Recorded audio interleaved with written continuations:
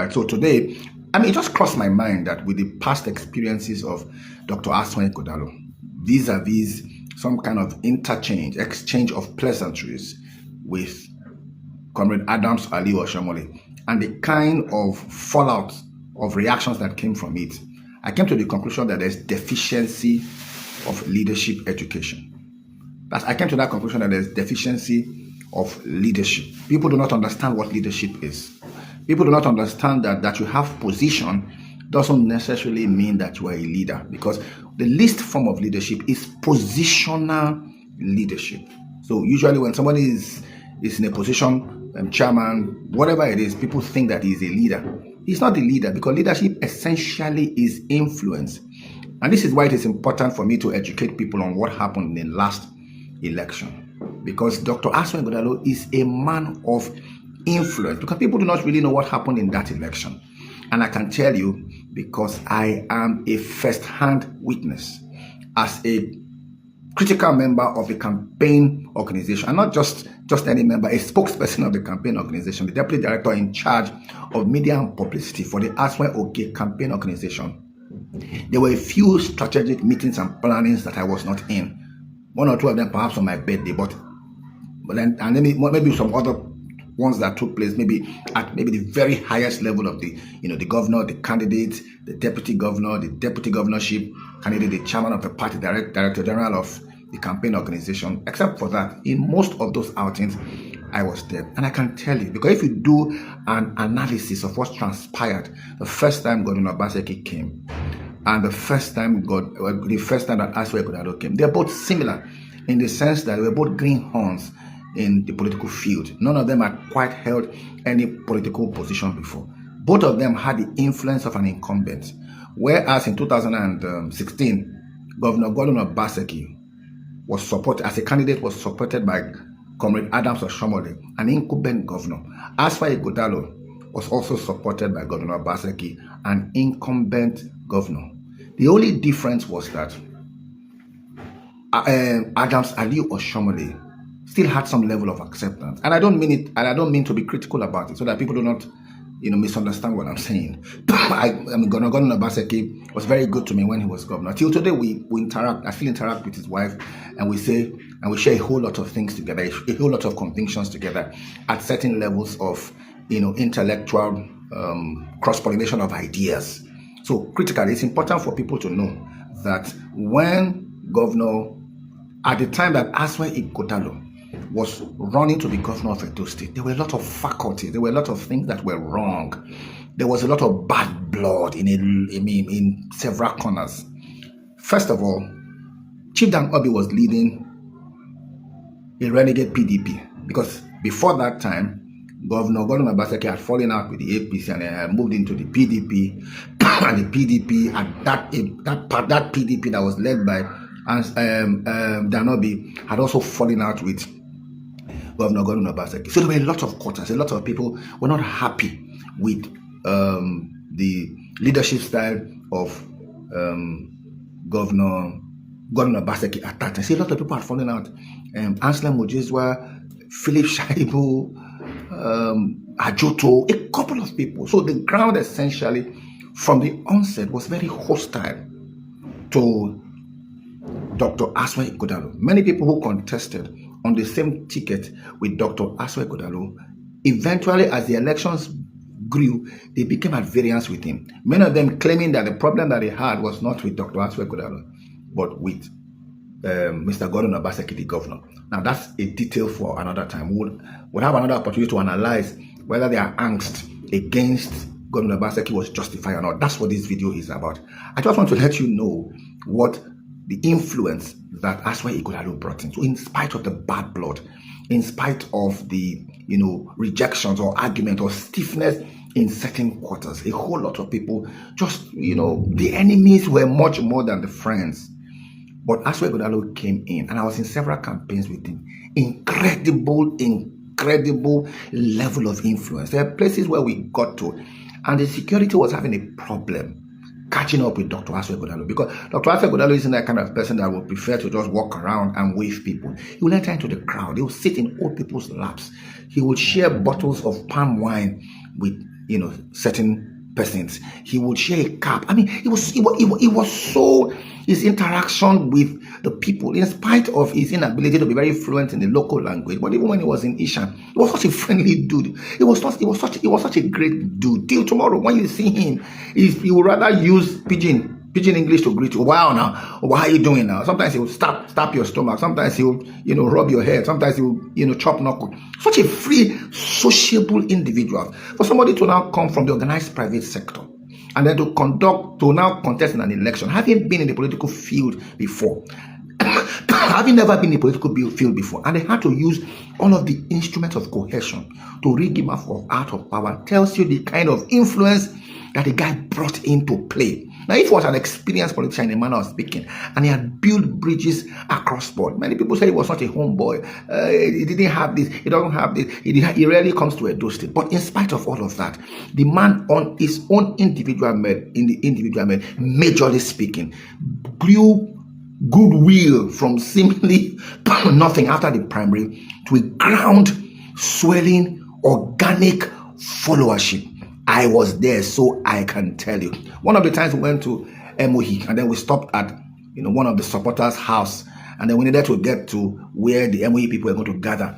And we just thought, what, no need to take a vehicle. It was going to take up about a 20-minute walk, and then we walked through the pineapple farm. I could smell pineapple in the air, and the man was just walking around greeting everybody. Hey, hi, hey, how are you? And sometimes he would even walk over to an old man's place and greet him, carry a child. Now that was the kind of campaign that the man brought in. And then when you now met him on the campaign ground, whether it was in a vehicle, whether it was under a canopy, whether it was a rally, whatever it was, the man had a fundamental and a vivid grasp of the issues. Going to Akoko Edo, I remember standing on the platform of Akoko Edo, and then he sees rocks and all the kind of ideas that he had in terms of holiday resort. He could relate with every local government. He could relate. We went to Emohi and was already beginning to talk about a pineapple juice. How do we preserve pineapple? Because pineapple literally smells in the air when you get to Emohi. So you ask a lot of people, and then look, we didn't have a problem at all with Asue Ighodalo. They had no axe to grind with Asue Ighodalo.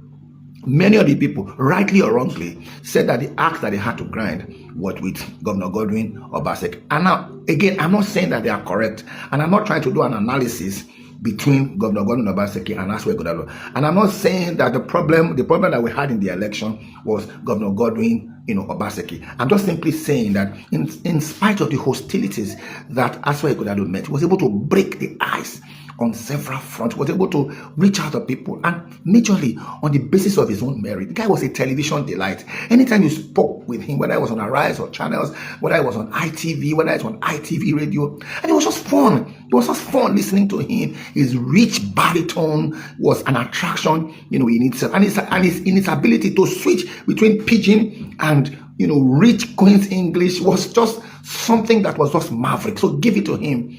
The guy was a person of influence, which is essentially what leadership is about. Leadership is the ability to influence people towards positive results, at least when we talk about leadership, because we can't talk about criminal activities and call it leadership. Leadership, essentially, you're able to influence people. So there are different subject matters of leadership, and perhaps because of this kind of experiences and the deficiency that we have seen in people's inability to understand what leadership is about, maybe we would appeal to Dr. Asue Ighodalo to put up a leadership school, maybe an Asue Ighodalo leadership school of influence, so that people can understand that leadership doesn't mean that you're rude. Leadership doesn't mean that you don't interact. Leadership doesn't mean that you've drawn a swan line with your enemies and that cannot cross. That's not what leadership is. Because Harvard, for instance, is saying that Asue Ighodalo wants to go to APC, and I'm saying that's speculation. That's in Latin. It's called argumentum misericordia.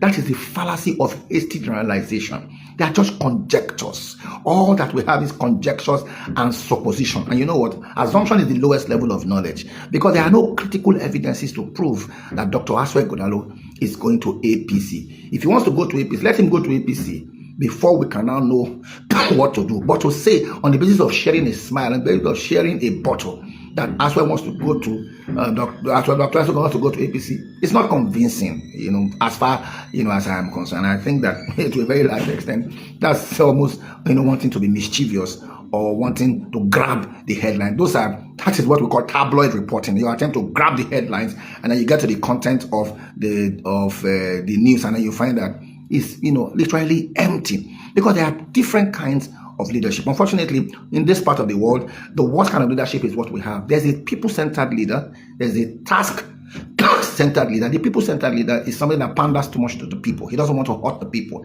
He constantly wants the people on their side. That's a laissez-faire, weak leadership. Then there's a task-centered leader. There are people who just get me the result. They don't care how you get the result. If you must crawl, walk, kill, maim, whatever it is that you must do, just get me the result. As far as they are concerned, those are the task-centered leaders. Most of them are bullies. They don't care for the emotions of the people. They don't care for the emotions of the people that they work in. Just get me the result. Win the election. It's like what the president said when he was campaigning. Grab it, take it, run with it. That's a task-centered leader. Those kind of leaders don't care how many people you kill. They don't care how many people you maim. They don't care how many people are impoverished. They don't care how many people are raped. They don't care how many people that you put 6 feet below. They don't give a damn. At the end of the day, for them is the fact that you get me the result. After you get me the result, then we can begin to look at the aftermath, the consequences of the result. Unfortunately, that's the kind of leadership that we have in this part of the world. I've had to invigilating examinations, WAEC, GCE, NECO, as the case may be. And I've seen parents who were writing results, who were writing answers. They took answer sheets and gave one dot answer booklet to their own daughter or son, and then they went out and wrote the answers and exchanged the nonsense that their daughter or son had written with the one that they had imported in. And their parents, for them, get the result. It doesn't matter how you get the result. 80% of people are like that. We're just after the result. Just, at the end of the day, we say the end justifies the means. We're not people who bothered about procedure. So I'm thinking that as we go forward, as a fallout of this, because I've seen huge leadership deficiencies. I've seen people who do not understand what leadership is. They do not understand that leadership is influence, and that leadership is not momentary. Leadership is always in time and in eternity. And that your actions today, 20 years after, will those actions still be valid in spite of the results that you have obtained? Will those actions still be valid? And a whole lot of people don't think about legacies. We don't think about legacy. We just think about the fact that we want to do something now, we want to get it now, we want to get the result now. And then because we have poor value systems, those are the kind of people that we hail. Those are the kind of people that we get, excited about. I was listening to Sam Adeyemi, an authority in leadership, and he said that a lot of times, even in churches, people do not hail that pastor who comes in quietly, who perhaps comes in with alone and carries his own Bible. That's not a powerful pastor. Because if we're not careful, especially in the church, we'll find out that the way society does these things begins to creep into the church. Meanwhile, it should be vice versa. But you see that pastor that comes with a lot of pomp and pageantry, with convoy and police jumping out of the car and, perhaps even attempting to cock their gun. Clear the road, clear the road, clear. Those are the kind of people that people consider are powerful pastors. The guy is powerful. If you see the way that he came powerfully announced. But globally speaking, it's not really power, if you ask me. The Prime Minister of Netherlands rides a bicycle in the streets of Netherlands. The Prime Minister of Norway, the same thing. The Mayor of London still rides a bicycle. The Prime Minister of, what do they call it now? The Prime Minister of Canada. These are people who know that the new norm for leadership is to keep it simple. That's the new power game. And in spite of the powers that surround the office of the President of America, as once you get access to him, the President of America is not available, but it's accessible. All right? It's not available. You can't, but those who are around him can access him, can talk to him, and can actually speak truth to power, except you have individuals who have tyrannical tendencies. So I'm sure once, every now and then, perhaps 2-3 times a week, it'll be nice falling out of the kind of reactions we got from that seemingly innocuous interaction for us to begin to teach people about leadership and to appeal again to Dr. Asue Ighodalo that it may be nice to sponsor a young people's leadership, academy and Asue Ighodalo, leadership academy of influence, because we need to understand that leadership is influencing positive outcomes. Again, this is my humble Logomaki, and I hope that my Logomaki this beautiful evening is without Lokwapasha.